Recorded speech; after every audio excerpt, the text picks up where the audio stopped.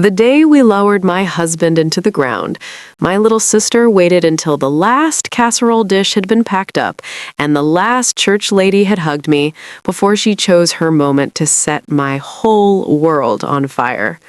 I was standing by the kitchen sink in our big glass box of a house, staring out through 12 feet of window about the city lights coming on below. The place looked like a magazine spread. Open concept, marble everywhere, soft jazz still playing low because nobody'd bothered to turn off Malcolm's classy entertaining playlist. My feet hurt from standing in heels for 6 hours. My cheeks ached from crying and fake smiling in equal measure.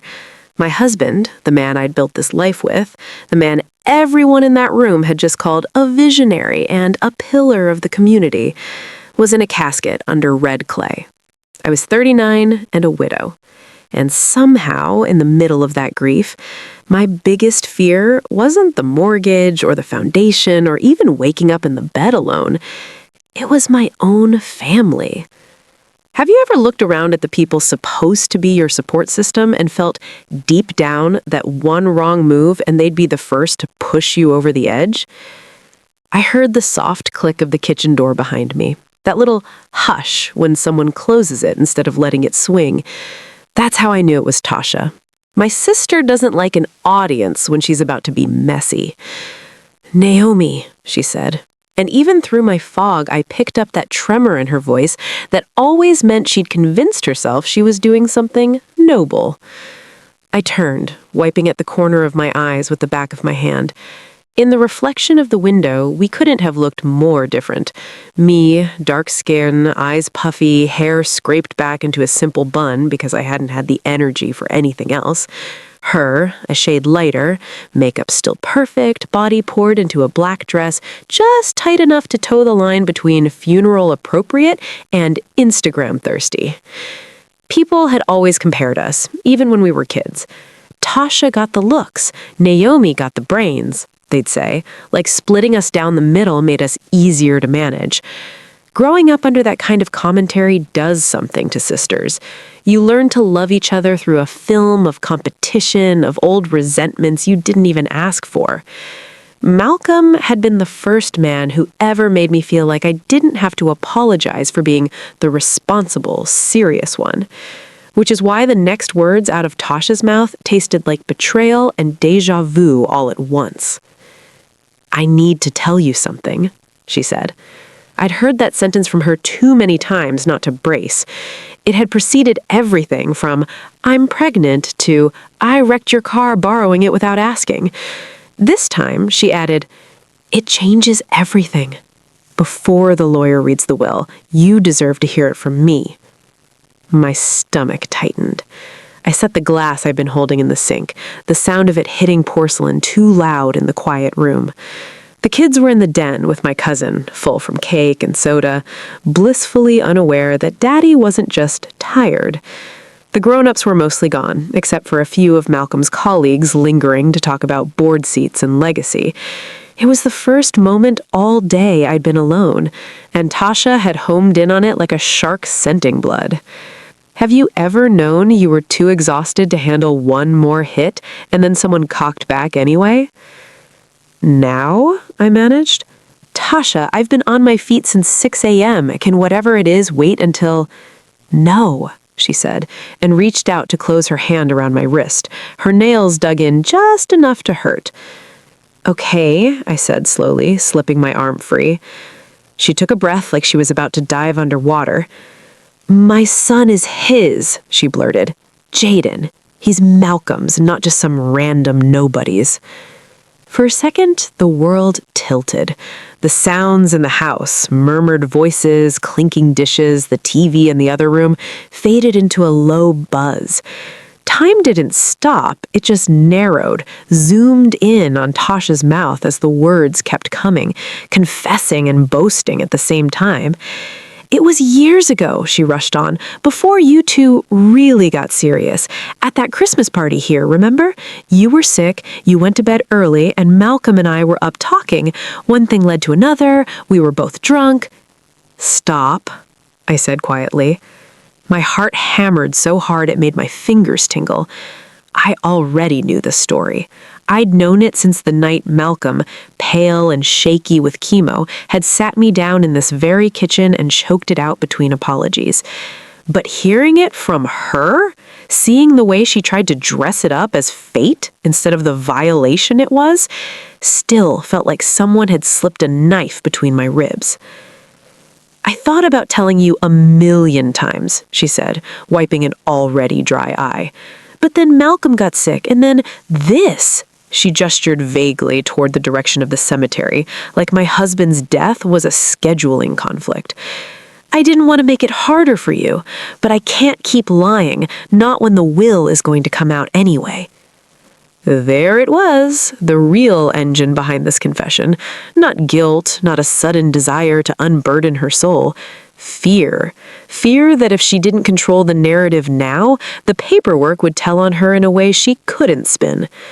Have you ever watched someone call a bomb they planted in your life the truth, as if that makes it no less of an explosion? According to the will, she continued, words speeding up now that she jumped, I get half the house, half this place. Malcolm's lawyer told me there's a clause about my son. She actually smiled then, a small triumphant curl of her lip. You can stay, of course. I'm not heartless. We can work something out. But I need you to understand, this isn't all yours. In my peripheral vision, I could see the high ceilings, the spiral staircase, the art Malcolm and I had picked out on our first trip to Ghana together, the kitchen island where we'd planned fundraisers and birthday parties, the corner where he'd proposed, knees bad but still insisting on going down on one knee. Our whole life built inside these walls, our fights, our laughter, our quiet nights when his insomnia and my anxiety made us both lie awake staring at the city below. And now, my sister, who'd never paid a mortgage, never sat with me while I picked tile samples, never stayed up reviewing contracts with Malcolm, was standing there in a $200 dress telling me she owned half of it because she spread her legs at the right time and wrapped a lie around a child? Have you ever felt grief and fury and something dangerously close to hysterical laughter rise at your throat? Because here was the thing. None of this was news to me. Not really. The affair? I'd known for 2 years. The suspicion about Jaden's father? That too. The clause in the will she was hanging her hopes on? I helped Malcolm write it. I sat in the leather chair across from his attorney and listened as he dictated those exact words, voice rough but sure. Upon my wife's death, half the equity in our primary residence shall be placed in trust for my son, if any, subject to independent genetic verification to the court's satisfaction. Said trust shall be administered solely by my wife. The child's mother shall have no ownership interest in the house. Sure about that language? The lawyer asked. This could cause drama. Malcolm smiled then, that tired, lopsided thing he'd done when the chemo made his muscles weak. Drama's coming either way, he said. I just want to make sure it lands in the right place. He'd already done a quiet DNA test, months before. I still remember the way his hands shook when he showed me the results, that single stark line. Probability of paternity, 0.0%. Jaden was not his biological son. Was he morally his? That was a question between Malcolm and God. He'd given that boy love and money and time because the child was innocent. But Tasha had built a story in her head where her son was the legitimate heir to Malcolm's legacy, and where she, by extension, held a claim on my life. Now, in my kitchen, she was playing that story out loud, thinking she was holding all the cards. I looked at her. Really looked at her. Underneath the smugness, I saw the same little girl who used to peek over the banister when my parents praised me for A's, who'd stomp into my room later and hiss, "You think you're better than me." No, I'd always wanted to say, I just think I'm tired of being punished for wanting more than this. There was a cruel symmetry in it, I had to admit. Our mother had spent my whole life telling me my worth depended on landing a respectable man, not some boy from around the way. Then I married Malcolm, the dream, the tech CEO turned philanthropist, the one with the good suits and the good credit and the good hairline. And my own sister had apparently decided that if she couldn't be the one on his arm in public, she'd at least tie her fortunes to his in secret. My mother's rhetoric about doing it right had found its ugliest echo in Tasha's betrayal. Have you ever felt like your entire family's dysfunction had been funneled into your marriage like poison in a champagne flute? I could have exploded. I could have slapped her. I could have screamed about how dare she stand there and sully Malcolm's memory at his own funeral. How dare she spring this on me when our niece and nephew, her son and my stepchildren and everything but blood, were in the next room eating leftover frosting. "You're quiet," Tasha said, misreading my silence as weakness. "I know it's a lot, but you always said kids deserved the truth." "Well, there it is." She took a breath, chin up. "I didn't tell you before because I didn't want to hurt you, but I have to look out for my son. Malcolm wanted him taken care of. That's why the will says my son, not ours. He told me himself he'd make sure we were straight." That stung, I won't lie. Knowing he'd said anything to her about taking care of them felt like a twist of the knife, but I also knew the full sentence she was conveniently editing out. I'd seen it in the letter he wrote me when he knew he was dying, the one I'd read and reread almost every night since he passed. He'd written, "I will make sure he's taken care of as an innocent child, but I will not let your sister use what I built to hurt you." I thought about unfolding that letter now, waving it in her face. I thought about telling her the truth she hadn't considered, that the DNA results were already in, and that the only thing that clause in the will would expose was her own lie. But there was a strange, almost holy calm settling over me as she talked. For once, I didn't feel like I had to defend myself, or defend Malcolm, or even defend the house. The defense was literally written into legal documents with my name and his signature on them. Have you ever been so used to fighting for your right to exist that your first instinct is still to swing? I set my hands flat on the cool marble counter, grounding myself. "So, let me get this straight," I said, voice level. "You're telling me that at some point in the past, you and my husband slept together and that you believe your son is biologically his. And you're telling me this now because you think that means you inherit half of this house? Did I get that right?" Her eyes flashed at the word slept, like she wanted to dress it up in softer language. "You make it sound cheap," she said. "It was complicated." "Uh-huh," I said. I wasn't about to unpack her revisionist history on a day when I literally had dirt under my fingernails from my husband's grave. "And you've spoken to his lawyer?" She nodded, too quickly. "Not directly," she admitted, "but I saw the draft will once, a long time ago. It mentioned my son. Who else could that be?" She was guessing. Bluffing, building a fantasy on a partial glance, the same way she'd always done with my life, catching glimpses of the good parts and filling in the rest with whatever made her feel less left out. "Well," I said, pushing away from the counter, "thank you for letting me know." Her mouth dropped open slightly. "That's it?" she said.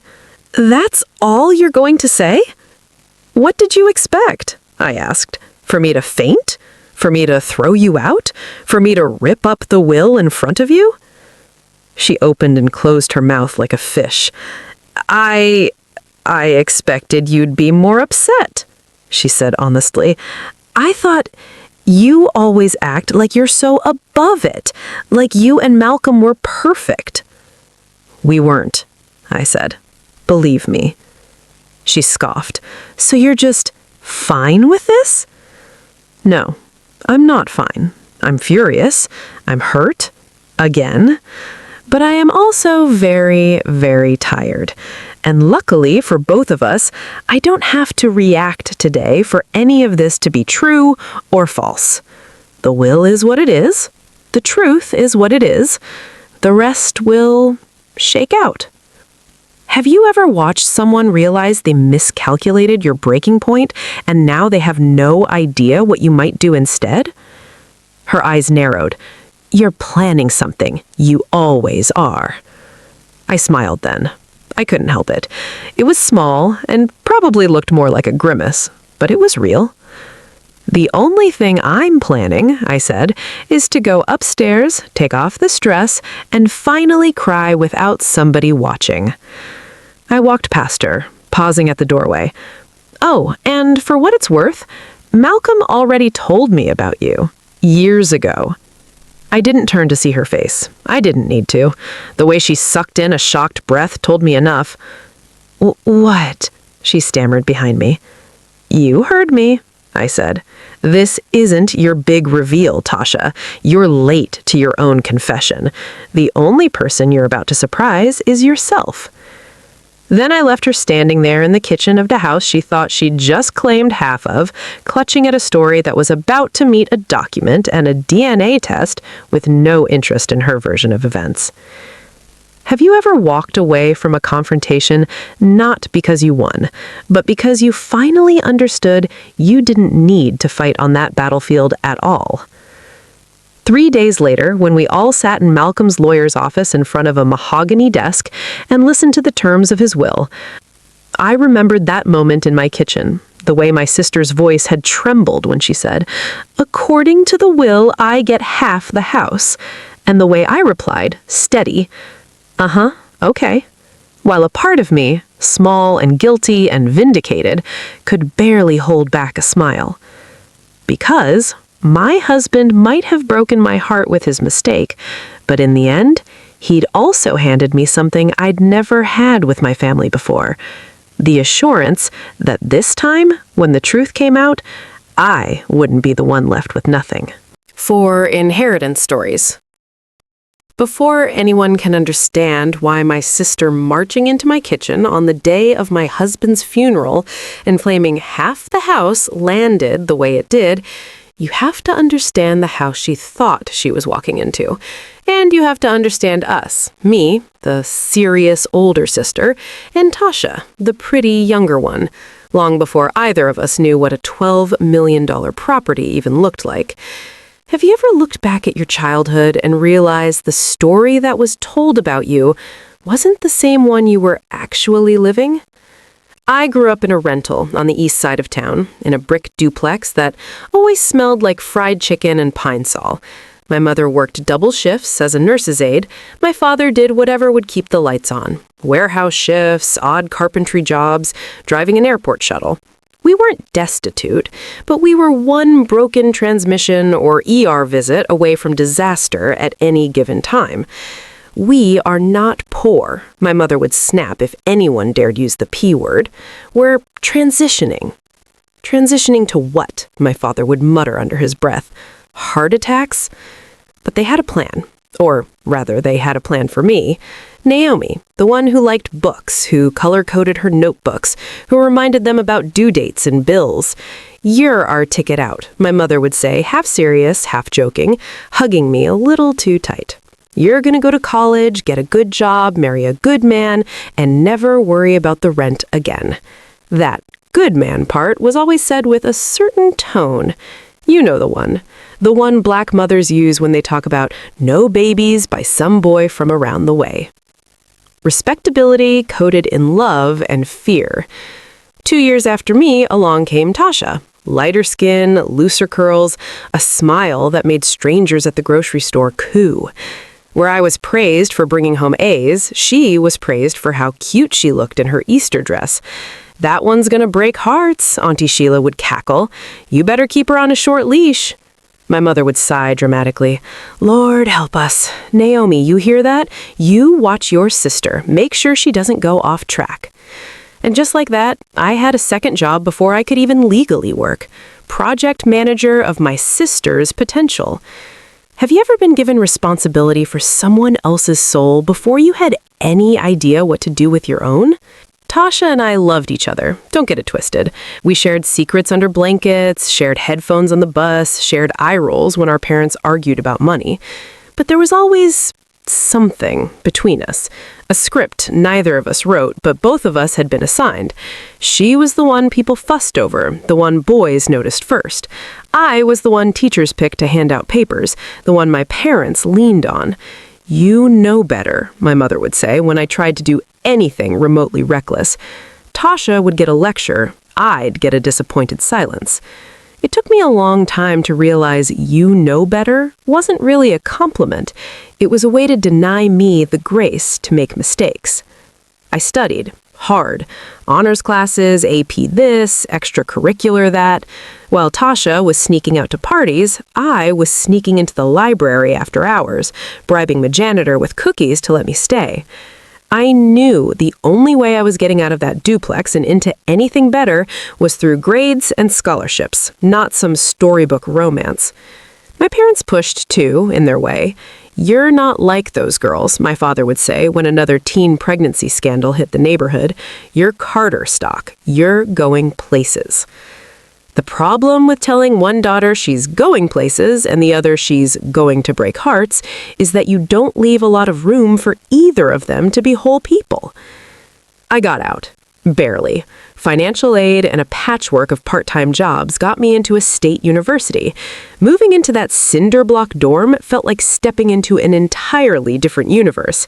Kids with laptops that cost more than our car, conversations about internships in high school, professors who mispronounced my name and then called me Naomi like it rhymed with corny for 4 years anyway.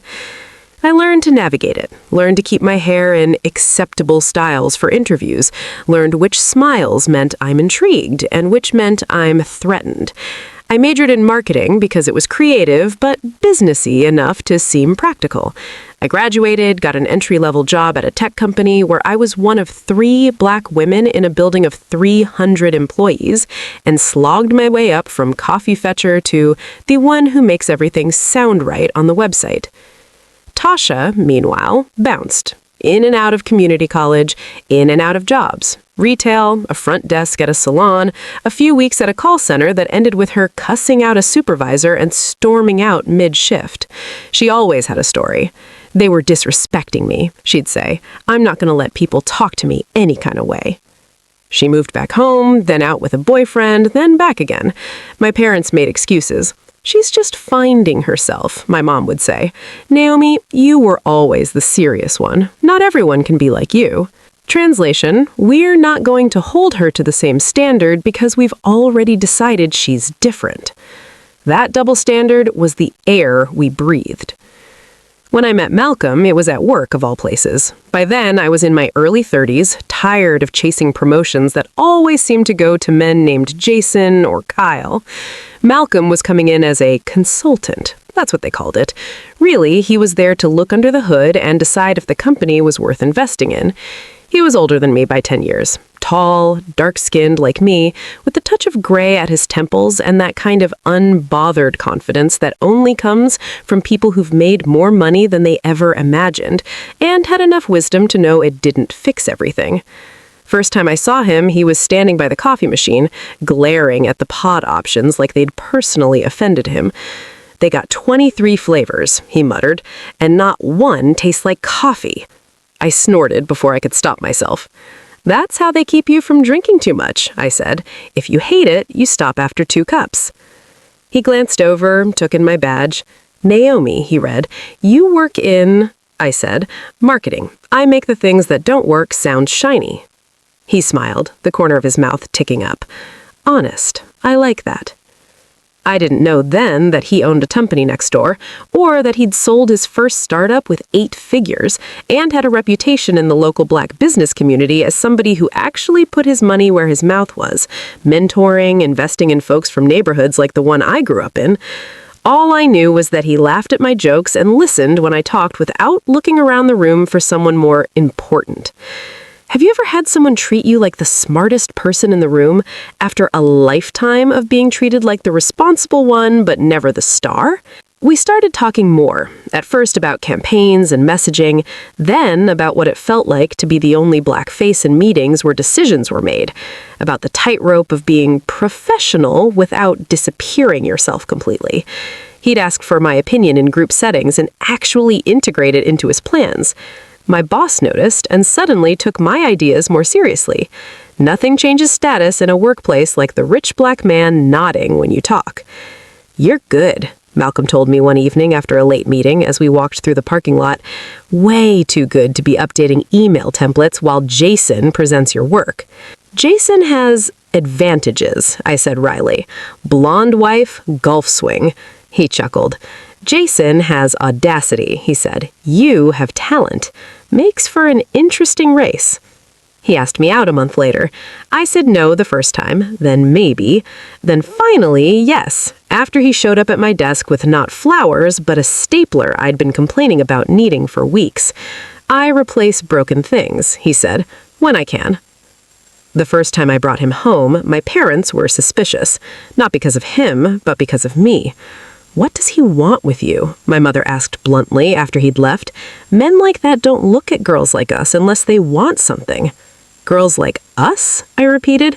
"What does that mean?" She waved a hand. "You know what I mean. Not those little corporate dolls on TV.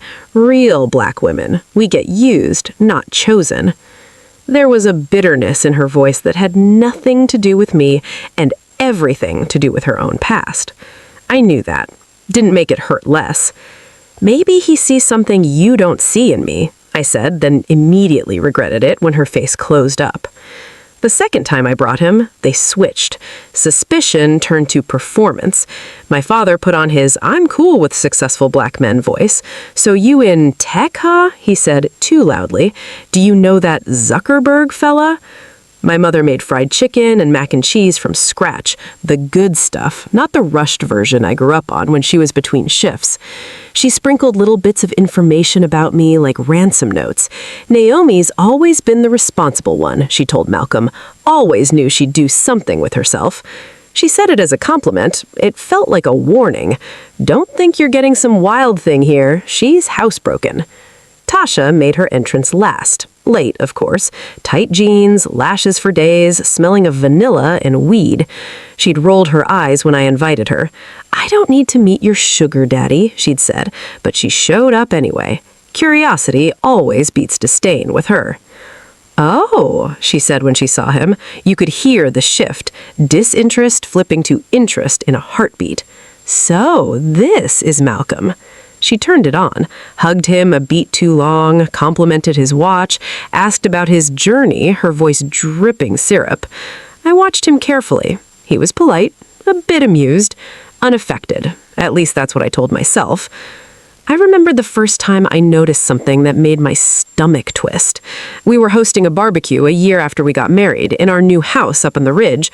$12 million of the kind of house of steel and glass and stone that made the little girl who used to flip through architectural magazines at the library want to cry. The kind of house my parents used to joke about. "When Naomi finds that rich husband, she'll buy us a place like that." We'd bought it ourselves. My parents loved to tell people they'd helped with design choices, but it was our money on the line. That house was Malcolm's baby as much as any code he ever written.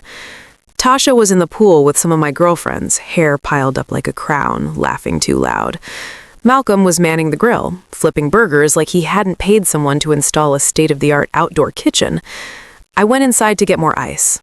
When I came back to the sliding glass door, I caught a moment. Her hand on his arm. Close. Too close. Him leaning in to hear something she was saying over the music. She laughed, threw her head back, water sparkling on her shoulders. For half a second, his eyes flicked down and away, like he'd caught himself looking somewhere he shouldn't. I told myself I was imagining it, that the old scripts, "Tasha's the pretty one, you're lucky he chose you," were playing in my head like they'd been trained to. That if I said anything, everybody would just roll their eyes and say I was insecure, jealous. The angry black wife stereotype has a way of living rent-free in your brain, even if no one ever calls you out loud. Have you ever ignored the feeling in your gut because you were more afraid of confirming a stereotype than being hurt again? Then came that Christmas party. the one Tasha referred to in my kitchen so casually, like it was an oopsie between drinks. It was about 5 years before Malcolm died. We'd gone all out. Caterer, live band, half the black excellence in the city milling through our house in sequins and suits. I spent the first half of the night playing hostess, making sure the pastor's wife had enough to drink, that the board members sat near people they could impress. Somewhere around 10, a wave of dizziness hit me. I hadn't felt right all week. My period was late. The hope I didn't dare say out loud flared. Maybe, I thought, finally. Malcolm saw my hand on the banister and came over immediately. "You all right?" he asked, hand on the small of my back. "Just tired," I lied. "I'm gonna go lie down for a bit. I'll come back." "Don't worry about coming back," he said. "I got this. Go." I went, changed into pajamas, laid on the bed listening to muffled music thump through the floorboards. I must have drifted off. Sometime later, I woke up to the sound of a door closing softly down the hall. My body knew, before my brain did, that something was off. I padded to the bedroom door, opened it a crack, just in time to see Tasha slipping out of the guest room across the hall, heels in her hand. Her hair was mussed, her lipstick was faded. She froze when she saw me. For a second, our eyes locked. Then she pasted on a bright smile. "Oh, hey, you're up?" she whispered. "I was just looking for the bathroom." "It's been in the same place since we moved in," I said. My voice sounded wrong to my own ears. She laughed too hard. "Girl, you know me, always getting turned around in these big houses." She disappeared down the stairs.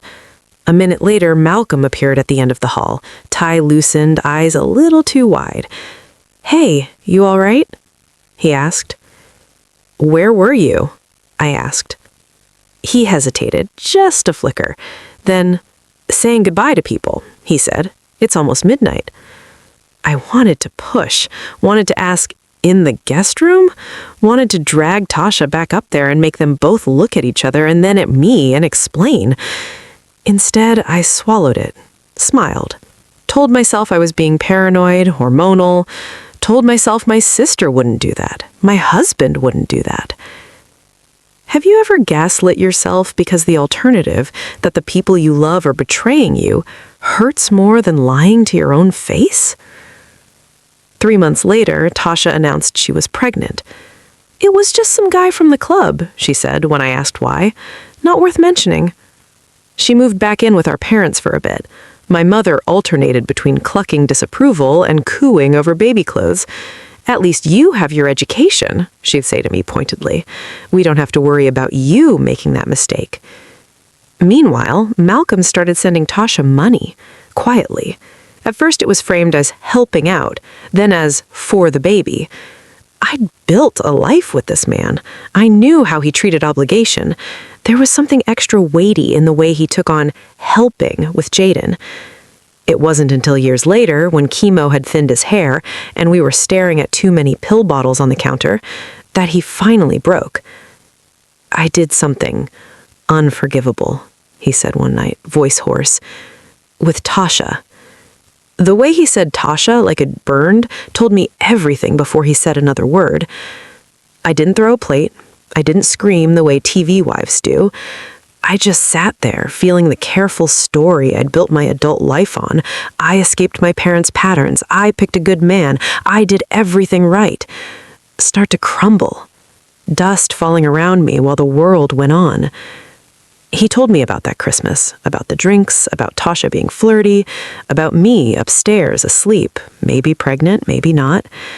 I lost that baby a week later in a rush of blood and pain I'd convinced myself was a bad period. We never talked about it like a child. It was just another thing I filed away under things that hurt too much to name. I woke up next to her and hated myself, he said. I've been trying to make up for it ever since. I thought if I helped with Jaden, if he was mine, I convinced myself I was doing the right thing in the wrong way. "And is he?" I managed to ask, my throat tight. "Mine? I don't know. Not for sure." He promised me he'd find out, quietly. He did.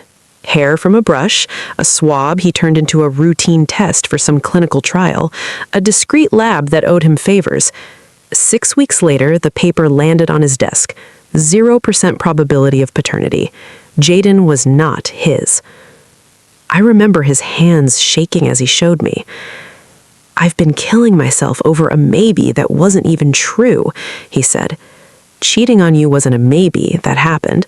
But this story I've let Tasha write in her head about what we are, I won't let it stand when I'm gone."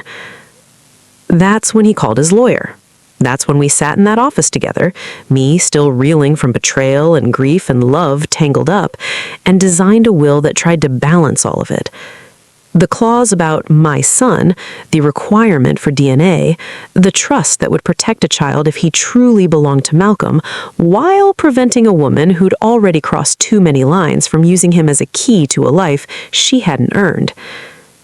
Have you ever loved someone enough to help them clean up a mess they made that hurt you, because the alternative, leaving it for people like your sister to twist after they're gone, was worse? So when Tasha stood in my kitchen after the funeral, with that glint in her eye and those words on her tongue, "My son is his. According to the will, I get half the house," she wasn't detonating a secret. I'd already stood in the blast zone and survived. She was just walking into a trap Malcolm had set for the truth. And she didn't even know the DNA results were already sitting in his lawyer's file, waiting to be matched against whatever story she thought she was bold enough to tell. Have you ever watched the past and present line up so perfectly awful that you knew, with a certainty that scared you, that the reckoning you'd been dragging your feet toward your whole life had finally arrived? 3 days after the funeral, I sat in a leather chair across from Malcolm's lawyer, the same man who had handed us champagne in this very office when the sale of his first startup went through. Back then, we'd been giddy, young enough to think 8 zeros in a bank account could solve generational trauma. Now, the same polished mahogany table between us held a thick folder marked "Last Will and Testament of Malcolm Ellis Carter," and my sister sat 2 chairs down, legs crossed, pretending like her hand wasn't shaking when she reached for the complimentary bottled water. Have you ever been in a room where everyone thinks they know what story is about to be read, and you're the only one who knows there's a whole other script underneath? The conference room was all glass and chrome and carefully curated art, the kind of place designed to make people feel both protected and slightly intimidated. Floor-to-ceiling windows looked out over the city, a miniature version of the view from my own house on the hill. I'd always thought of this firm as Malcolm's world, not mine. Contracts, cap tables, mergers. Today, it was my world whether I liked it or not. "Thank you all for coming," Mr. Sinclair said, slipping his glasses on. He was in his late 50s, white hair trimmed military short, voice calm in that way that makes bad news sound like a weather report. Around the table sat me, Tasha, my parents, Malcolm's younger brother Andre, and 2 members of the Counter Foundation Board. Jaden was in the waiting room with a tablet and a coloring book, supervised by a receptionist with kind eyes. I'd insisted he not be in the room for this. Whatever his mother had done, he was still just a kid. My sister had made sure to position herself where she could see me and Sinclair's face, but not directly in front of him. Strategic. She wanted to watch my reactions without being the focal point. She wore a muted blouse this time, something that said "respectable mother" instead of "bottle girl," makeup toned down, a calculated pivot for the room we were in. Have you ever watched someone play dress up as a version of themselves they think the audience will buy? Sinclair cleared his throat. "As you know," he began, "Mr. Carter was thorough with his planning. We will go through the major provisions relevant to those gathered. If you have questions, there will be time after I finish reading." He started with the expected: donations to the foundation, scholarships set up in his name, a chunk of cash for his brother Andre, stipends for longtime employees. My parents inhaled sharply when they heard their own names. "To my in-laws, Denise and Harold Carter, I leave a one-time gift of $50,000 in recognition of their role in my wife's life." $50,000. A lot of money in a vacuum, less than they'd quietly borrowed in emergencies over the years, couched as short-term help they hadn't rushed to pay back. My mother's hand flew to her pearls. "Is that it?" she whispered. My father shot her a look. Denise, he hissed, not the time. I watched it all from a distance, like a movie. The only thing that felt close was the folder in Sinclair's hands and the burned-in memory of Malcolm's voice when we'd gone over this together. They'll be mad, he said, lying in bed with his laptop propped on his knees, documents glowing on the screen. They're still my parents, I said. I know, he replied.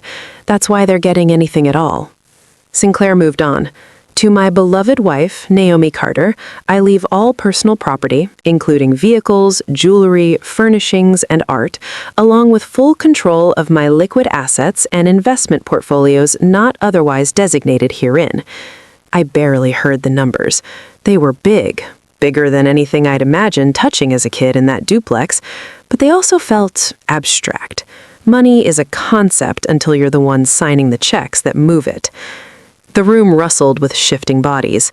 Tasha tried to look unbothered, like this was all preliminary, the warm-up before the mean act. She smoothed her skirt, glanced at her nails, pretended not to care. I saw the tension in her jaw from where I was sitting. Now, Sinclair said, regarding Mr. Carter's primary residence at 421 Skyline Ridge. The air changed. You could feel it. That house wasn't just bricks and glass. It was a symbol. To Malcolm, it was a trophy of survival, a black boy from the wrong side of Houston owning a view people twice his age and 3 times his privilege couldn't afford. To my parents, it was proof their daughter had married well. To Tasha, it was a golden ticket out of instability. I grant my wife Naomi exclusive lifetime right to reside in, manage, or dispose of said residence as she sees fit. My heart stuttered. Even though I knew what was coming, hearing it formalized was something else. Lifetime right. As long as I lived, that house was mine to live in, rent out, or sell. No co-owners, no one to sign off but me. Upon her death, Sinclair continued, 50% of the net proceeds of said residence shall be distributed to the county foundation to further its mission. I saw the board members nod, solemn. This was not news to them. They'd been in the room when Malcolm pledged that half, eyes bright with the idea of perpetuity. And the other 50%? Tasha blurted out, unable to hold it in any longer. Sinclair held up a hand. If you'll allow me to finish, he said, to be distributed as follows. I direct that 50% of said net proceeds shall be placed in an irrevocable trust for the benefit of my son, should one be legally determined, subject to the following conditions. He looked up, eyes sweeping the table. This is the section some of you may have seen referenced before. My mother's lips parted. There, she whispered to my father. See, he said, my son. That's Jaden. Shh, he muttered, but even he leaned forward now. Sinclair kept going, voice steady. Condition 1. For a beneficiary to be recognized as my son for purposes of this clause, a petition must be submitted to the probate court within 12 months of my death requesting such recognition. All eyes slid to Tasha.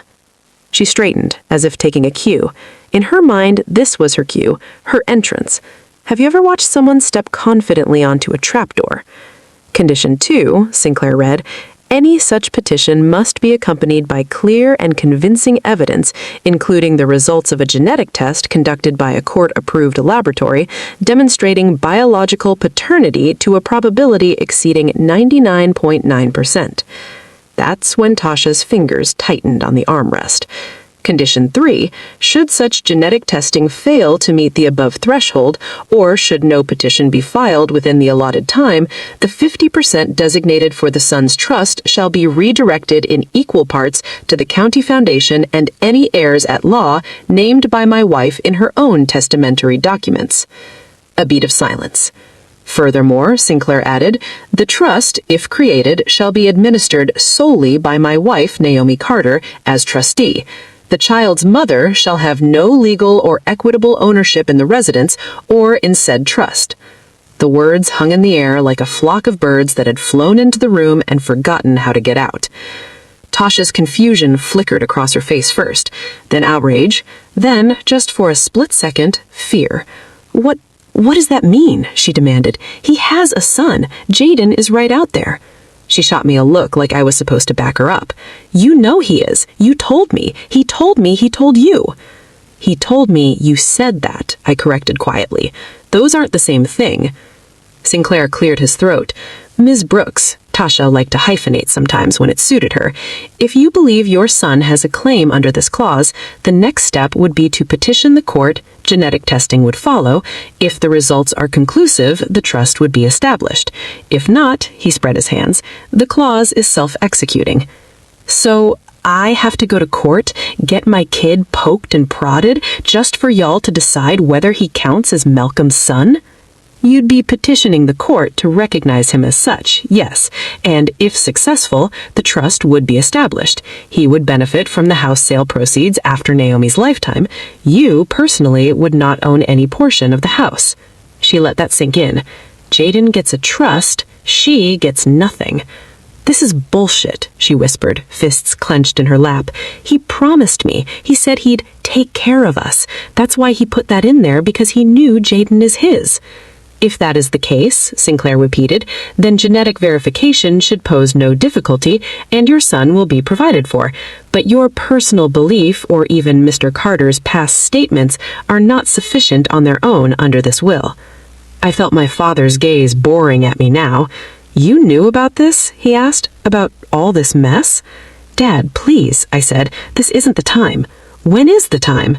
At your husband's funeral party, our entire family finds out he was sleeping with your sister, and now there's a mystery child stuck in the middle of a DNA scavenger hunt? This is insane. It was insane, but we were here. We were long past sane.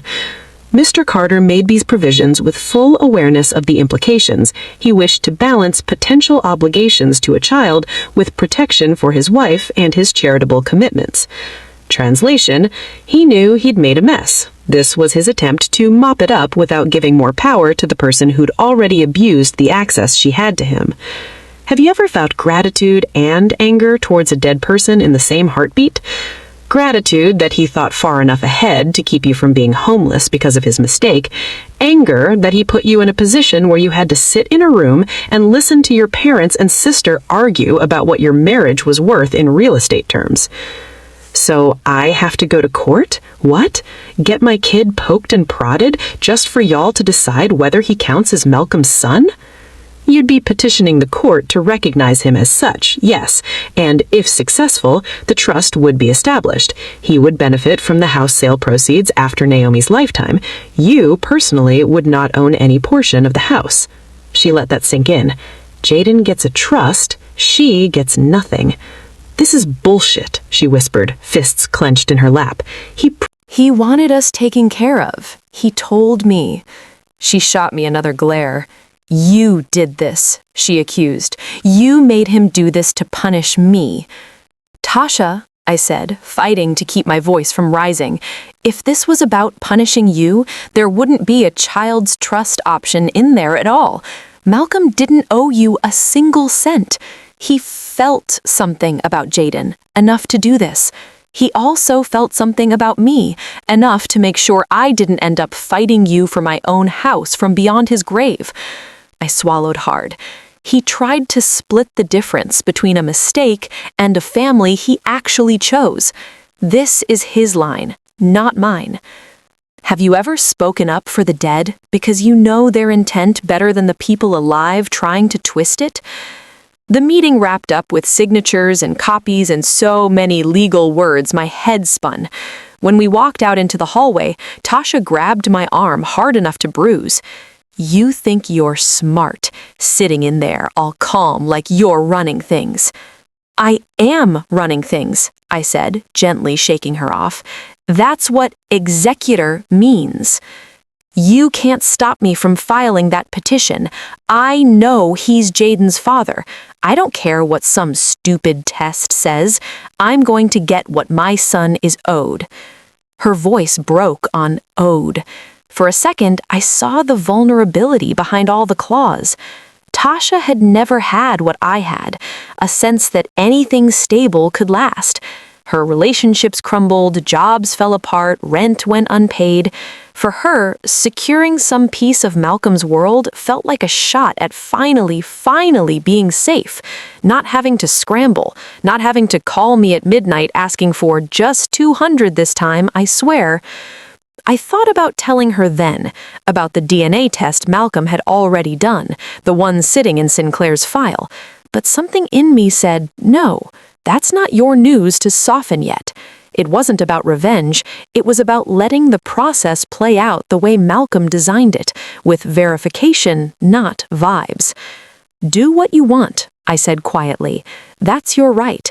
Just remember, your son's peace is more important than your pride. You can't unring this bell for him. She scoffed. You're just jealous you can't give anyone a baby to put in a will, she snapped, going for the jugular. She always did. It still hurt. There are some wounds people know how to slice open with surgical precision. Maybe, I said, or maybe I'm just done cleaning up other people's messes without gloves on. Have you ever walked away from a fight with your sister, knowing you're not the one who's going to be bleeding by the end of it, and feeling awful about that, even as a small, petty part of you feels like, finally? In the car ride home, I let myself cry for the first time since the funeral. Not just for Malcolm, for us, for the life I thought we'd built that had these hollow spots in it I'd only just discovered. For the fact that my sister, my own blood, had looked me in the eye at my husband's funeral and tried to spin his sin and her lie into a payday. I also cried because, underneath it all, there was still that little glimmer of relief. I was not going to lose my house to this madness. Whatever else happened, whatever storms were coming, I had a roof that Malcolm and I had secured with words and foresight, not just feelings. Have you ever mourned and exhaled at the same time, realizing the person who hurt you also, in the end, protected you from the worst version of that hurt? I needed that exhale, because what came next wasn't a peaceful grieving period. It was depositions, court dates, and watching my sister march our whole family into a paternity hearing she thought was going to validate her worth, only to have a lab report hand her the kind of truth she'd spent a decade dodging. The petition came faster than I expected. 3 weeks after the will reading, a thick envelope arrived by certified mail. The return address was the county probate court. I signed it with the same numb detachment I'd had signing Malcolm's death certificate. Paperwork. Always paperwork. As if grief could be processed like a mortgage refinance. Have you ever gotten mail with your name on it and known before you even opened it that some part of your life was about to be dragged under fluorescent lights? I set the envelope on the kitchen island and stared at it for a long minute. The house was quiet. Too quiet. After the funeral traffic died down, the big rooms echoed more. I filled the silence with the hum of the dishwasher, the soft whir of the HVAC, podcasts I didn't really listen to. Anything to keep my brain from replaying that last week in the hospital or the second he stopped breathing in my arms. Open it, I muttered to myself. You helped write this next chapter. You don't get to close the book now. Inside, 8 pages of dense legal language, my name and Tasha's, and in the matter of the estate of Malcolm Ellis Carter.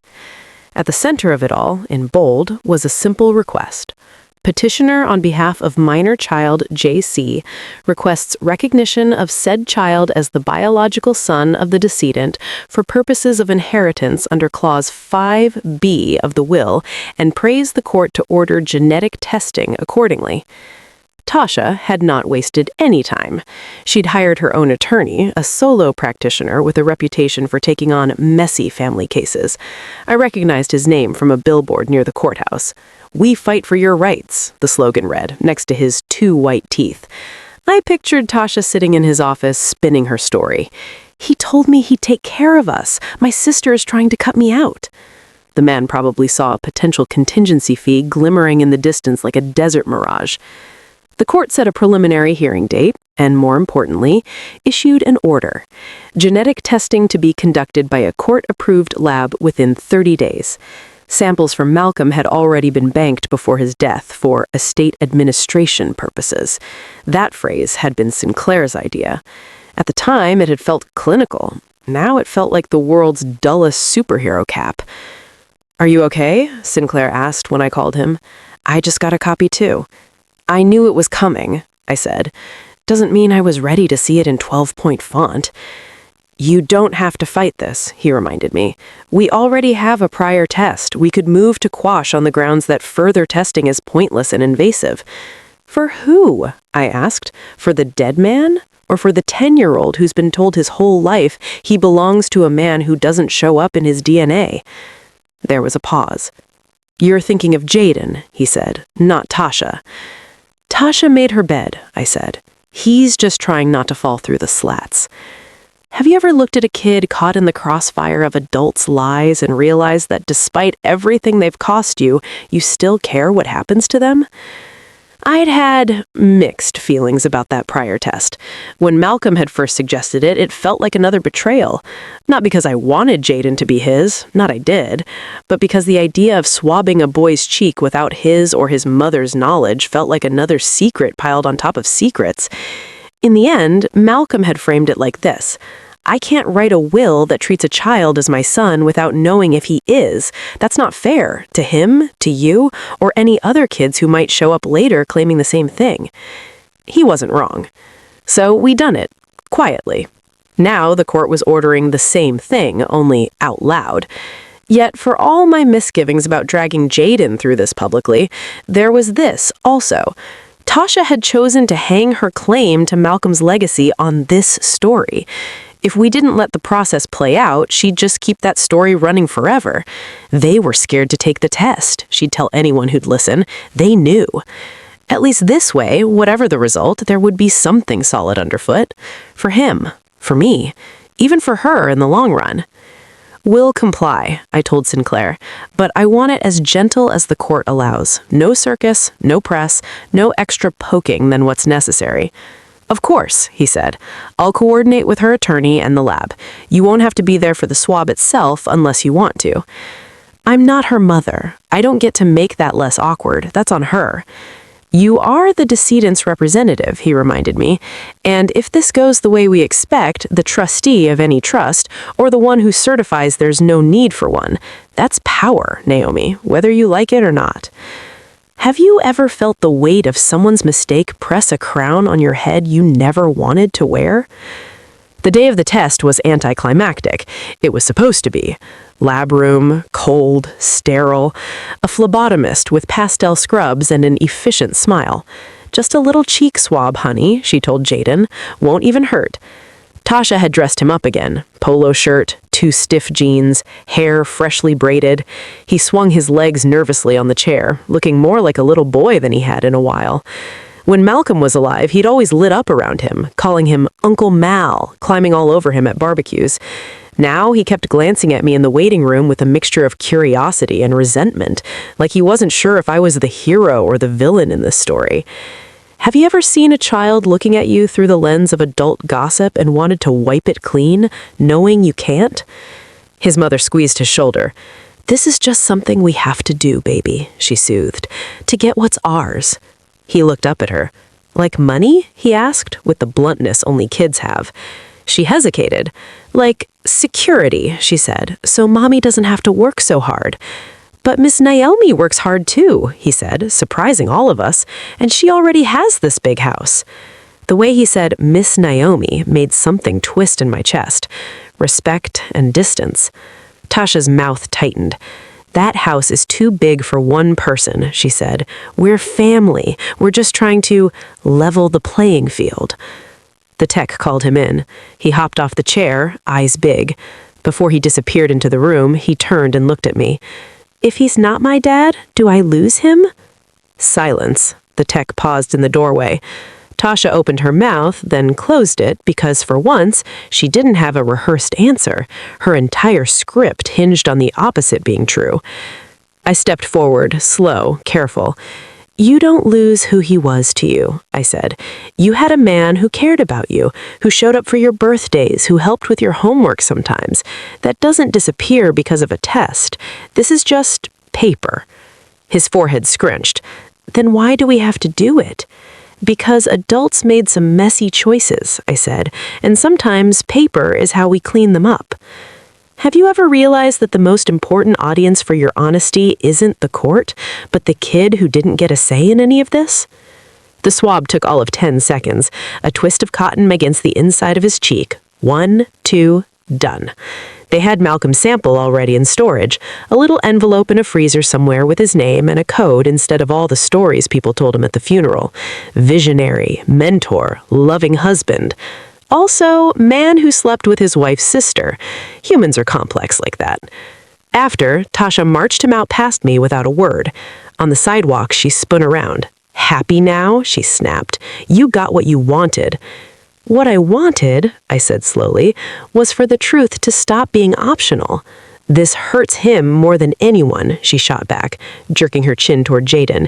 "You did that," I said gently, "when you decided to tell a man was his father before you knew."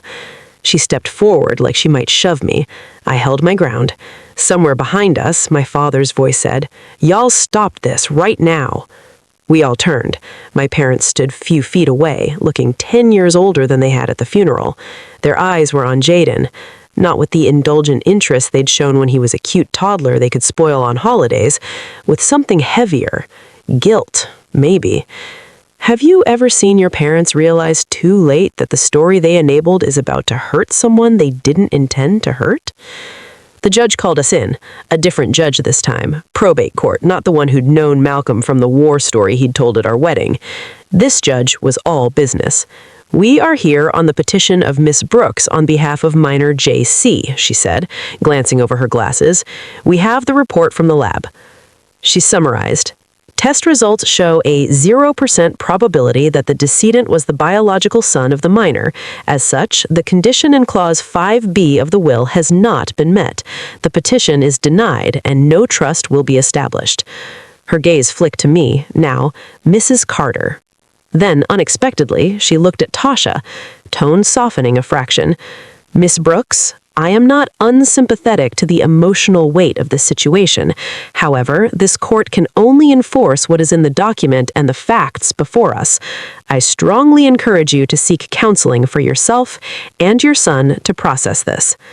"So that's it?" Tasha's voice broke. "We get nothing?" "Your son," the judge corrected, "still has whatever relationship he had with Mr. Carter while he was alive. That is not nothing. Inheritance is not the only measure of a man's impact." She banged her gavel. Case closed. Back in the hallway, Jaden tugged at his mother's sleeve. "So, he wasn't my dad?" he asked, eyes wide.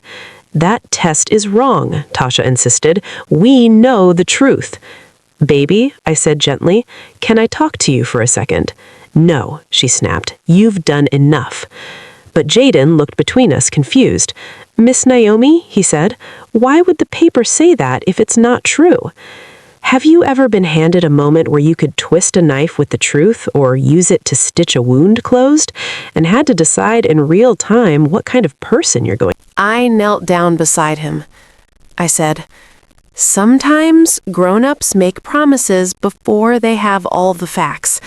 Sometimes they say things because they want them to be true, not because they are. That doesn't mean you're any less valuable.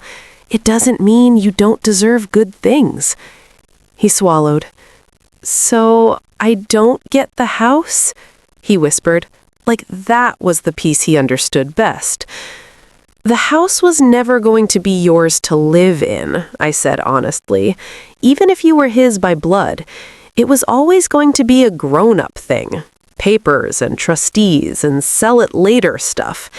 You still have a home, with your mom, and if you ever need help with school, with college, with anything that makes your life better in ways this house never could," I glanced at Tasha, "we can talk about that later, without all this anger between us." Tasha's eyes flashed. "You're offering him crumbs from your table?" she snarled. "I'm offering him something that isn't tangled in your fear," I replied. "You're free to say no, but understand this, Tasha. Whatever help I give him will not come through you trying to bully me with lies. That door is closed." Have you ever closed a door gently for a child while slamming it hard for the adult on the other side? The ride home from court, for once, was quiet. No yelling and no threats. My parents didn't call. Tasha didn't text. Sinclair emailed follow-up documents, but their legal neatness felt separate from me. For the first time in months, maybe years, there was no next fight looming, no next revelation about to knock on my door. There was just me, in a house that, for better or worse, was no longer in question. When the dust from the court hearing settled, the strangest thing wasn't that I still had the house, it was the silence. Have you ever gotten so used to constant drama, arguments, accusations, we need to talk, that when it finally stops, you don't know what to do with yourself? The $12 million house had always felt bigger than me, even when Malcolm was alive. High ceilings, endless windows, more bathrooms than I'd grown up with rooms. People used to come over and say, "Naomi, you're living the dream." And I'd smile and nod and think, whose dream? Mine had never been granite countertops and a wine cellar. My dream had been an apartment where the heat works and I don't have to count coins in the grocery line. Still, there'd been a kind of joy in building it with him, in choosing paint colors together, in watching his face the first time the lights of the city beneath us flicked on like a blanket of stars. "We did that," he'd whisper at the window, from nothing. Now it was just me, standing in that same spot. The city lights were still there. The man who'd pointed at them with me wasn't. The sister who'd tried to claim them as her own had been shut down by a lab report and a jabble. The question of who this house belonged to on paper was settled. The question of who it belonged to in my heart, that was more complicated. I spent the first few weeks after the hearing moving through it like a ghost, opening cabinets, forgetting what I'd come for, walking into rooms and being ambushed by memories. Malcolm in his office, hunched over a laptop. Malcolm teaching a bunch of middle schoolers how to code on the big screen in the den. Malcolm making pancakes in the kitchen in those ridiculous novelty pajamas Zoe had bought him one Christmas. "Best stepdad ever," splashed across the chest, because she was too young to realize the irony then. Have you ever mourned a person in every chair of your house? Every time I thought about selling it, my chest tightened. Not because I was afraid of losing status, but because it felt like losing him again. He'd tied so much of his identity to this place. Part of me wanted to keep it out of sheer loyalty. Another part remembered my therapist's question. If you could forget what it means to everyone else, would you keep it? The answer still surprised me when it floated up from somewhere honest. Not forever. I started taking small steps. I stopped doing the endless little maintenance tasks myself, hired a property manager, at Sinclair's suggestion, to handle repairs, security, utilities. "You're managing an estate now," he said. "You don't have to be the handyman and the widow." I carved out corners that felt like mine, turned one of the guest rooms into a small studio, put a secondhand desk in front of the window, and started journaling there every morning with a big mug of tea. I let the foundation use parts of the house for retreats and strategic sessions. Watching black kids run up the stairs, laughing, eating snacks by the pool, it made the place feel less like a mausoleum and more like a tool. That helped, but it didn't fix the hole. Tasha, for her part, went quiet, not for lack of trying at first. The week after the paternity hearing, she blew my phone. Texts, voicemails, some slurred, some furious, some heartbreakingly pathetic. "You ruined his life," one message said. "You made my baby think he's nothing." Another, "You always get everything. Always. House, man, money. I get scraps." The worst one? Just a picture of Jaden's tear-streaked face and the words, "Are you happy?" I didn't respond to those. I responded to the one weeks later that said, "Can we talk about Jaden, not money?" Have you ever watched a pattern you thought would repeat forever, hiccup just enough that you wondered if change might be possible? Not guaranteed, but worth testing? We met at a park, neutral ground. My parents weren't there. That was a conscious choice. This wasn't about them. They'd already shown me in the courthouse hallway when their side was where they comforted Tasha with, "We'll figure something out," while shooting me looks that said, "We'll never forgive you." Forgiveness had become a luxury I was no longer budgeting for. Tasha looked smaller when she walked up. Not physically, same hair, same frame, but energetically, like something in her had deflated. Jaden trailed beside her, hands jammed into his hoodie pockets, eyes on the ground. "Thanks for meeting me," she said. No bravado, just tired. "This is about him," I said, nodding toward him. "So yeah, I'm here." We sat at a picnic table while Jaden kicked a ball at the empty field, close enough to watch, far enough for a shred of privacy. "I don't think he'll talk to me about it," she blurted. "One minute he's fine, next minute he's quiet. He used to talk about Malcolm all the time. Now he shuts down when I even say his name. I don't know what to do." "Did you tell him Malcolm was your son?" I asked, before there was any proof. She flinched. I said some things," she admitted. "Not like that, not he is. More like maybe, that turned into probably, that turned into..." She trailed off. "Facts," I supplied. "In your head." She nodded miserably. "He looks so much like him sometimes," she whispered. "The way he sits, the way he laughs. I convinced myself, I don't know, that God wouldn't let me sleep with my sister's husband and get pregnant with somebody else, that there'd be punishment or something." "You think having his son would be punishment?" I asked, surprised. She looked at me then, really looked. "You wouldn't have left him," she said. "If we were both tied to him like that, no matter what he did, you'd have to live around me, around that. It would have kept me in your life in a way I was sure of." There it was. Not just money, not just lifestyle. Fear of abandonment dressed up in entitlement. Have you ever realized the person who hurt you the worst was driven by a wound that looked uncomfortably like your own? "I wasn't going to leave him anyway," I said softly. "I almost did, after he told me. But then he got sick, and I realized leaving wouldn't undo what he did.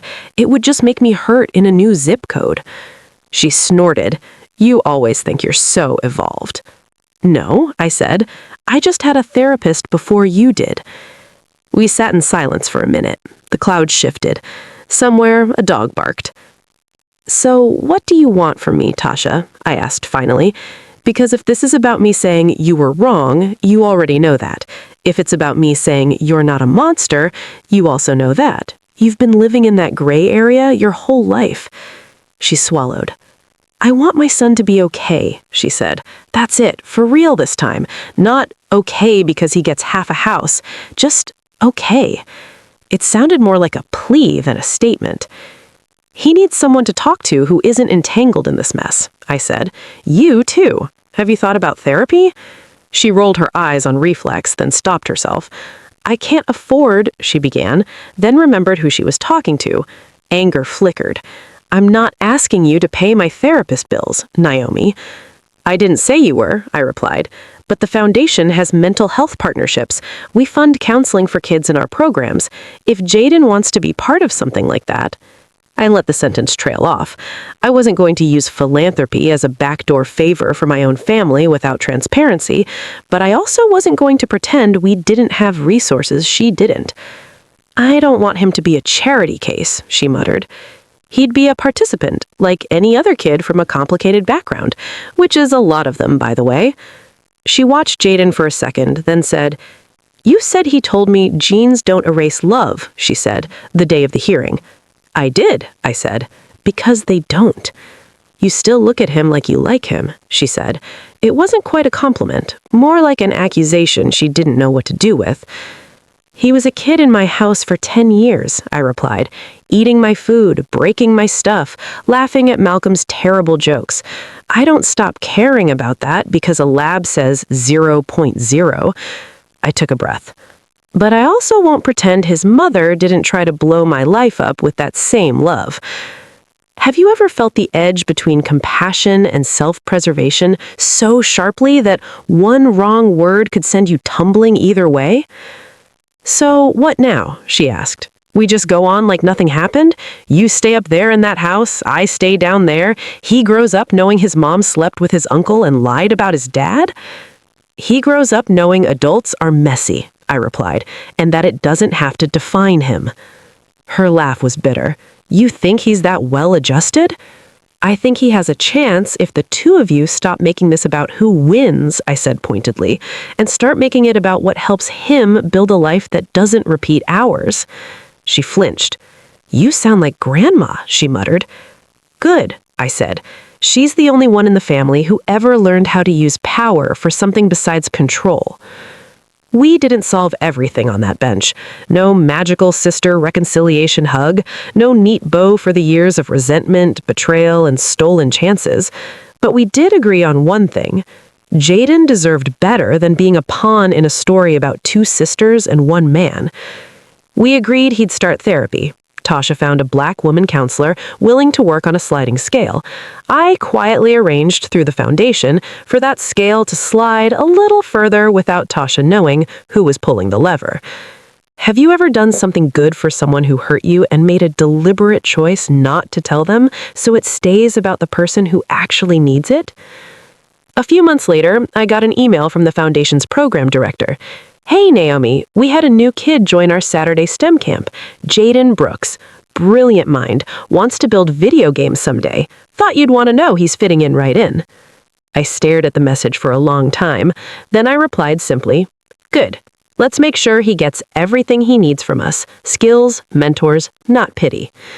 The next time he came over, because yes, even after everything, there were still visits, still birthdays, still ways our families overlapped. He wandered into my office, where I was wrestling with foundation paperwork.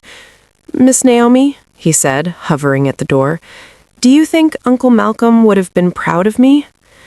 It took everything in me not to break down. I said, He already was. He loved watching you build things. Remember when y'all made that robot out of cereal boxes and duct tape? He smiled, the first real one I'd seen him in weeks. It didn't even move, he said. Didn't matter, I replied. He liked that you tried. That's all any of us can do.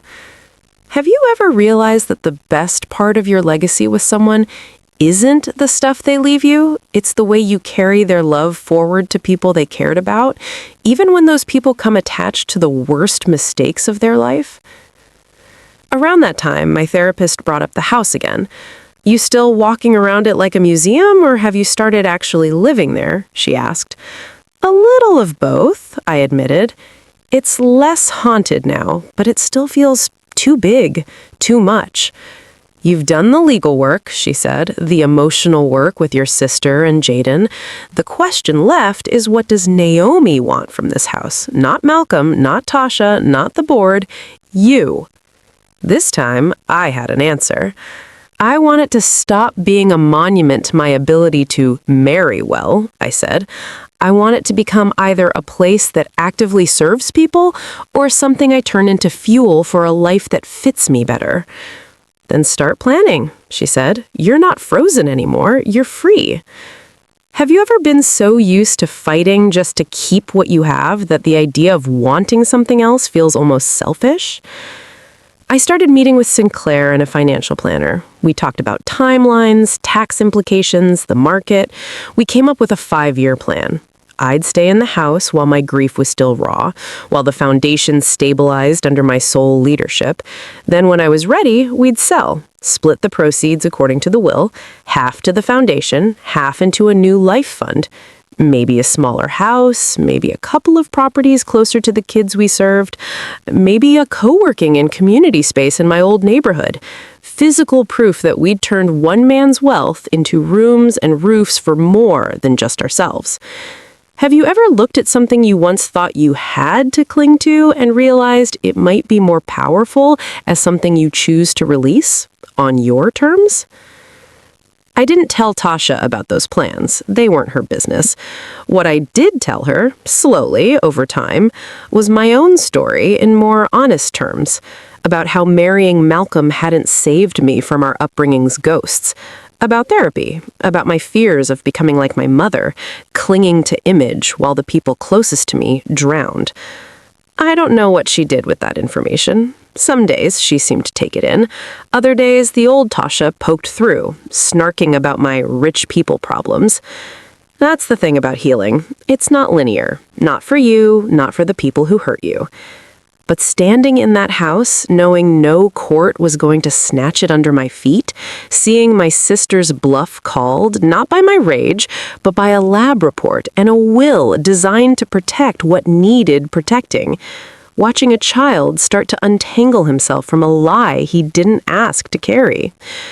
I started to believe something I'd never fully allowed myself to before, that I was not an accessory to my husband's legacy, that I was not a supporting character in my sister's drama, that my worth as a Black woman was not measured in how well I held it together when everyone else poured their chaos into my lap. Have you ever felt the shift from I survived what they did to me to I am choosing what I do next, and realized that might be the quietest, most radical revolution of all? After my husband's funeral, my sister said my son is his, and I am to inherit half the $12 million house. I replied, okay, and I could barely hold back a smile. Not because I was happy about the affair, not because I was gloating. Because I knew the truth was already written, and for once, the truth was on my side. A year after Malcolm's funeral, I kept the house, not because I'd been dared to by my sister's greed, or because my parents acted like selling it would look bad, but because I wasn't done with what it could be yet. That Christmas, there was no funeral, no will reading, no DNA tests. There was a tree in the 2-story living room, yes, but this time it wasn't just for Instagram shots. It was for a group of kids from our foundation's program who'd never set foot in a house this big before. "Y'all ever seen a 12-foot tree up close?" I asked a bunch of wide-eyed 12-year-olds as they walked in, necks craned. "Today's your day." They laughed, nervous at first, then more freely as we handed out cocoa and let them decorate the lower branches with ornaments they'd made themselves. I watched a little girl who reminded me so much of young me, braids, serious face, backpack still slung on because she didn't fully believe she could put it down, carefully hang a glittery cardboard star where she could reach. "This is like a movie," she whispered to her friend. "Nah," I said, stepping beside her. "Movies got nothing on real life when you get to change the script." Have you ever stood in a space that used to feel like a prize and finally see it as a platform instead? My parents did not come to that Christmas. They'd been invited, technically. "There's an open house at the foundation," I told them over the phone. "Board members, donors, kids. If you want to be part of the work Malcolm loved, you're welcome." My mother had sniffed. "We're having our own gathering," she said stiffly. "Family only." "Okay," I replied. No arguing, no begging, no scrambling to prove we were family. Her circle had always been smaller than the word implied. I'd just stopped trying to squeeze myself and my child into it. Tasha didn't come either. She said crowds made her anxious now. I didn't push. Healing comes in phases. What mattered was that when Jaden asked if he could join the Saturday coding class, she said yes. That when he proudly showed me a little app he'd built 6 months later, he said, "We used some of the stuff Uncle Malcolm taught us, not we deserved more." He'd stopped asking, "Am I his son?" The answer had settled inside him as something quieter. I had a man who showed up, Now he's gone, but I can still build things. Sometimes that's the best we can do with the fallout of other people's grown-up choices. Have you ever realized that protecting a child from your family's cycle doesn't mean hiding the ugliness, but showing them it's possible to walk around it instead of through it? As for me, I sold the house 3 years later. No paternity cases forced my hand, no foreclosure threats, just me, sitting on that studio bench in front of the window one morning, watching the sun hit the skyline and realizing that keeping the house out of spite had long since stopped motivating me. You know you don't have to live here forever to prove you deserved it, my therapist said when I told her I was thinking of selling. I know, I said, and for the first time I meant it without the little voice in my head chiming in, "Do you though?" We put it on the market quietly. No splashy listing, private viewings to buyers Malcolm would have hated, hedge fund types, foreign investors, but whose checks cleared and whose conditions aligned with the goals in the will. The sale price? Enough to honor his wishes and fund a future I chose. A chunk went straight into the foundation's endowment. A chunk went into a trust for whatever children I chose to help next. Nieces, nephews, scholarship kids, not because of DNA, but because of relationship. I bought a smaller house closer to my old neighborhood. Not a duplex, not a mansion, something in between with a yard, a porch, and a kitchen that felt like mine. A house that said comfortably, I made it out, and I remember where I started. I invited Alma over, before she passed, to christen it with her cackle and her cooking. She sat at my plain wooden table, cane hooked over the back of her chair, looking around with approval. "This feel right," she said, nodding. "That other place was pretty. This one got you in it." "You helped make both happen," I reminded her. "I just moved some numbers around," she said. "You the one who decided what they meant." Have you ever understood in your bones that money is language and who speaks it on your behalf matters? My parents drove by a few times, my mother later admitted. We wanted to see who bought it, she said. It hurt, you know, to see someone else in that house. That's how I felt when my sister walked into my kitchen and told me my husband belonged to her. She winced. We didn't know what she'd done, she protested feebly. You didn't want to know, I replied, until the checks stopped. We're not fixed. We might never be. But the thing that changed is this. I stopped offering myself or my assets as glue to keep together something that was cracked long before I was born. Have you ever realized that what people call keeping the family together often just means keeping the person with the least power quiet? The last time I spoke to Tasha about the whole saga years later, she said something that surprised me. We were sitting on the stoop outside my new house, watching our kids, hers, mine, and a neighbor's draw chalk galaxies on the sidewalk.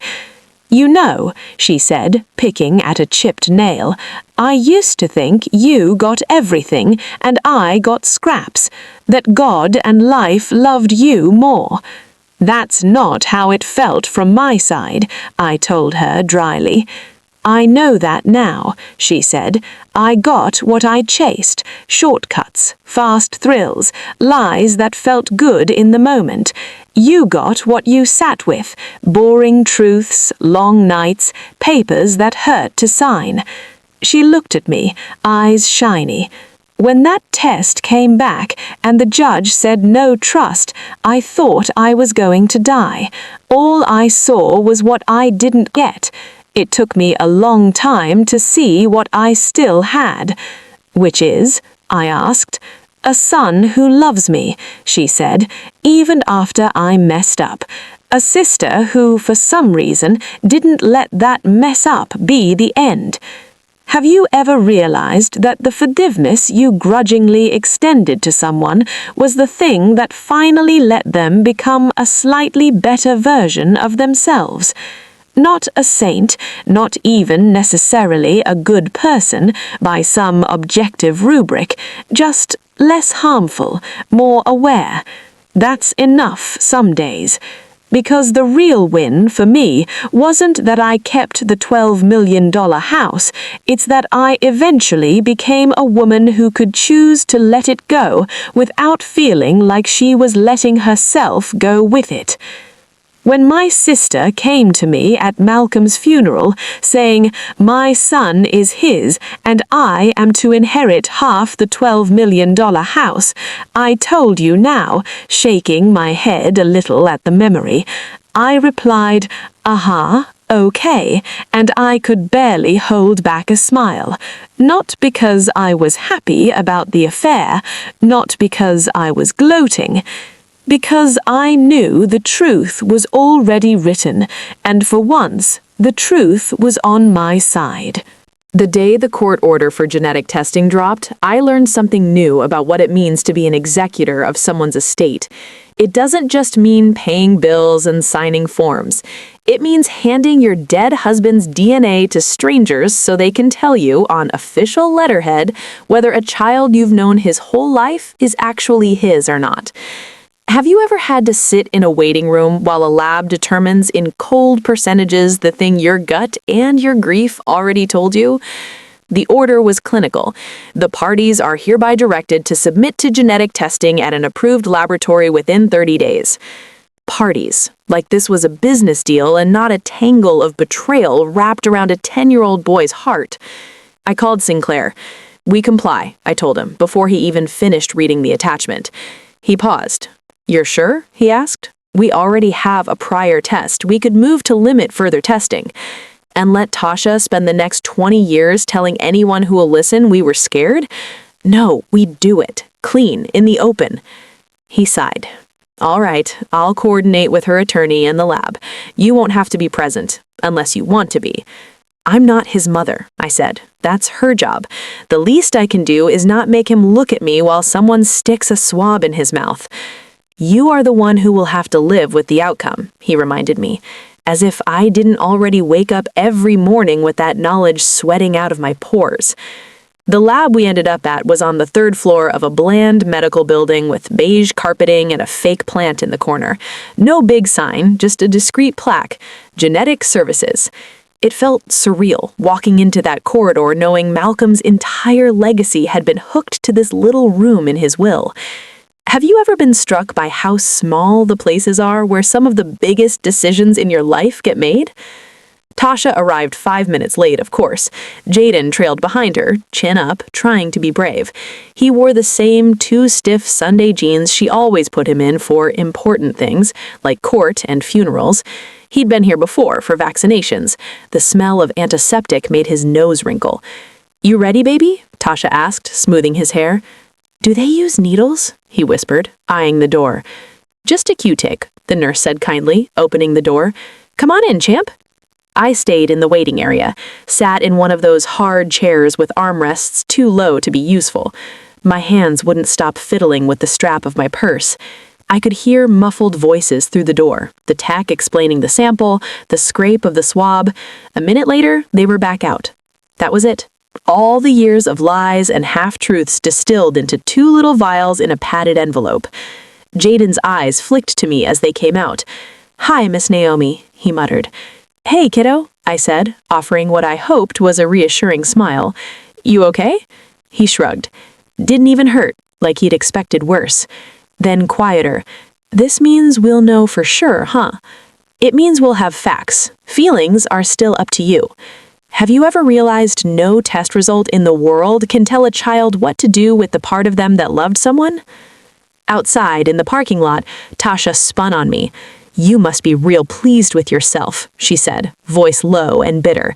"Dragging my son into all this?" The court ordered the test, I reminded her. You petitioned the court. I petitioned because Malcolm wanted him taken care of, she snapped. You think he'd want his son erased by some stupid lab? If he thought that, he could have just named him outright, I said. He didn't. He wanted this test for a reason. She scoffed. You really drank all the Kool-Aid, didn't you? Even dead, he's got you defending him. Her words stung because there was truth in them I didn't like. I was defending a man who'd hurt me, but I was also defending the part of him that had tried to own that hurt instead of leaving it all on my shoulders. Both could be true. Life's messy like that. Have you ever had to stand on a foundation someone who betrayed you built and still be grateful it's there because the alternative is falling through the floor? The results took 3 weeks. Enough time for rumors to spread, for my parents to take turns calling and asking, "Have you heard anything?" with a mix of gleeful anticipation and righteous indignation, depending on who they were talking to. Enough time for Jaden to get more quiet, for Tasha to get more frantic, and for me to get more worn down by the entire thing. One Tuesday afternoon, Sinclair called. "Naomi," he said, skipping preliminaries, "we have the report." I was sitting at Malcolm's desk when the phone buzzed. His chair still smelled faintly like his cologne if I pressed my face into it. I stared at the framed photo on the shelf, our wedding day, my head thrown back at laughter at something he'd whispered, and braced. "And?" I asked. My voice sounded far away. "The lab confirms what the previous, unofficial test did," he said. I could hear the carefulness. 0% probability. Biologically, Jaden is not Mr. Carter's son. 0.0. Somehow, hearing it from a second lab made it more real, not because I doubted the first, but because the story Tasha had built had become so loud that part of me had started questioning my own memory of the results. That's what lies do when they're told often enough. They make you gaslight yourself. "Okay," I said. "So what happens now, legally?" "Legally," he said, shifting into lawyer mode, "the condition in the will has not been met. We'll submit the report to the court with a motion to deny the petition. The judge will issue an order. No trust will be established. The house and its proceeds remain under your control and that of the foundation per the will." I exhaled. Slow. The knot in my chest loosened an inch. "And morally?" I asked quietly. "Morally is above my pay grade," he said. "But if you're asking whether this court-side determination erases the relationship Jaden had with Malcolm, no, that's not how human bonds work." "Tasha is going to lose her mind," I murmured. "She already did," he said dryly. "This is just paper catching up." Have you ever received news that vindicates you and still felt more dread than triumph? The court hearing confirming the results was mercifully short. "The court has reviewed the genetic testing," the judge said, as we stood before her bench. "The petition to recognize minor J.C. as the decedent's son for purposes of Clause 5B of the will is denied. The requested trust will not be established. The executor's interpretation of the will is affirmed." Gavel, bang. Done. Legal language for, "No, Tasha, you do not get half the house. No, Jaden, you are not his son in the way the will required.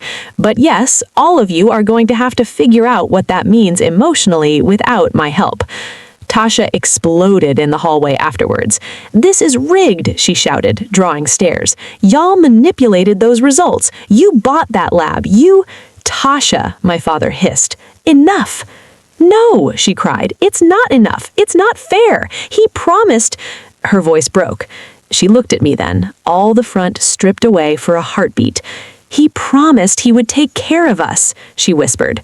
Why would he say that if he didn't mean it? I wanted to say, because men say lots of things when they're guilty and scared and weak sometimes. He wanted to soothe you in the moment, not realizing the long-term cost. He was human and messy and weak sometimes. I said, he did take care of you, of Jaden, while he was alive. He helped with school supplies, camp fees, birthdays. You got years of support. That's not nothing. Support isn't security, she spat. Support is what you get when you never build your own, I shot back. The words surprised even me. They'd clearly been waiting for a long time behind my tongue. Have you ever heard yourself say something you know is harsh and true at the same time, and had to accept that truth doesn't always feel kind? Off to the side, Jaden leaned against a wall, shoulders hunched. He looked smaller than his 10 years, not because of his height, but because of how his eyes had gone flat. "So, I'm nobody now?" he asked, voice barely above a whisper. "No," I said immediately. "You're still you. You had a man in your life who loved you, whether or not you share blood. That doesn't vanish because of a piece of paper."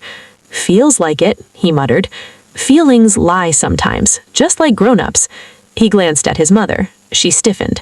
"Jaden," I added, "you knowing the truth doesn't make you less. It makes the world make a little more sense eventually, even if it hurts now." Have you ever watched a child shoulder a realization you know is too heavy for them and still recognized that carrying it is better than tripping over it in the dark forever? In the weeks that followed, people sorted themselves. My parents blamed me, of course. At church, my mother told anyone who would listen that I'd manipulated Malcolm into writing a nasty will and humiliated the family in front of the whole city. They glossed over the part where their daughter had slept with their son-in-law and tried to claim his assets. Folks always do prefer the sin they can see, the angry black woman at court, over the one that happened behind closed doors. No one asks how much self-respect it takes to leave a man who never hit you, who mostly loved you well, who betrayed you once and then did everything in his power to make a kind of amends. No one asks how much courage it takes to stay while still insisting your boundaries matter. Have you ever realized people will judge you either way, so you might as well do the thing you can live with in the mirror? For me, that meant accepting the truth about Malcolm's affair, forgiving him enough to not let that truth devour the good he'd done, clinging to the will we wrote together not as a weapon against my sister, but as a shield for myself, refusing to let a $12 million house become the hill my sanity died on, using what that house represented to build something that looked more like justice than like revenge. That's my emotional ending, not the lab result, not the judge's order, not the papers filed in county records. Those were all plot points. The real ending of this chapter is much simpler. One night, a few months after everything settled, I sat in my new, smaller kitchen, Zoe at the counter doing homework, Jaden at the table frowning over a coding exercise, Lila again raiding my fridge because you cook better than any restaurant. Why are we paying DoorDash? The house hummed with conversation and laughter. The porch light shone onto a street full of kids riding bikes. Somewhere uptown, my parents were probably talking about how Naomi threw away a perfectly good rich life. Somewhere in another part of the city, Tasha was probably telling someone, "We had a shot at half a mansion, but the court screwed us." Let 'em talk. Have you ever finally been okay with the fact that other people's stories about you are theirs to carry, not yours to hold? I looked around that room, at my daughter who knew what had happened and still chose to love both her aunt and her dead stepfather in complicated, honest ways. At a boy who once asked me, "Do I lose him?" and now asked, "Can you check this loop for me?" At a friend who'd seen me ugly cry into takeout and still showed up with wine and spreadsheets when it was time to restructure my life. And I thought, this is the part money can't buy. This is what the house was supposed to be a symbol of, but never could be on its own. Family we've chosen and fought for and forgiven and held accountable. As messy as it's been, I wouldn't trade this for any clean fairy tale where nobody ever cheated, nobody ever lied, and nobody ever signed a will in fear. If I had to do it all over again, I'd still pick the version where my sister came to me after my husband's funeral and said, "My son is his. I get half the house." I could raise an eyebrow, say, okay, and wait for the truth to back me up. Because for once, it did. And that, more than the $12 million, more than the trust clauses, more than the headlines people whispered about, is the inheritance I plan to pass down. People like to think the end of a story is the moment the villain gets exposed, or the last will is read, or the house finally sells. Have you ever noticed how in real life the true ending is quieter? It's not the bang, it's the small choices you make after the echo fades. Those choices are where I finally became someone I recognized, not as Malcolm's widow or the sister who got everything, but just Naomi, black woman, single woman, still standing. The first time I drove back through my old neighborhood after I'd sold the house, it was on purpose. I could have avoided it. There are faster routes to the new place I bought, a modest 3-bedroom in a mixed-income area closer to where a foundation runs its programs. But something in me wanted to see it one last time. I turned off the main road and followed the familiar streets up the hill. The house loomed into view like a ship docked on a cliff. Glass gleaming, manicured hedges, shiny new SUV in the driveway that wasn't mine. The new owners had already put their stamp on it. Different curtains, a basketball hoop where Zoe used to ride her scooter. I parked across the street for a minute, engine idling. "You thinking about ringing the bell?" my friend Lila asked from the passenger seat. She was one of the few who'd stuck by me through all of it. Funeral, scandal, court drama. A black woman with locks and a wicked sense of humor. She doubled as my board co-chair and my personal, "don't text your sister that" filter. "God, no," I said. I'm thinking about how many versions of myself lived in that building. Student, assistant, wife, widow, executor, landlord. I watched a little blonde boy run out of the front door to chase Bubbles. His mother followed, laughing. They had no idea what had gone down in those walls. To them, it was just our new home. "You regret it? Letting it go?" I thought about it. The parties, the way we'd hosted half the city there, the way kids' eyes went wide when we'd told them, yes, a black couple owned this, the way Malcolm's face lit up when he'd show people the view. Then I thought about the silence after he died, the way the rooms had felt like a museum curated by someone who no longer existed. "No," I said finally. "I think it was mine to steward, not to keep." "That's the most non-capitalist thing I've ever heard," she laughed. "I love it." Have you ever realized that having it all doesn't always mean keeping it all, especially if what you're trying to keep was never designed around who you actually are? We drove on, pulled into the driveway of my new house.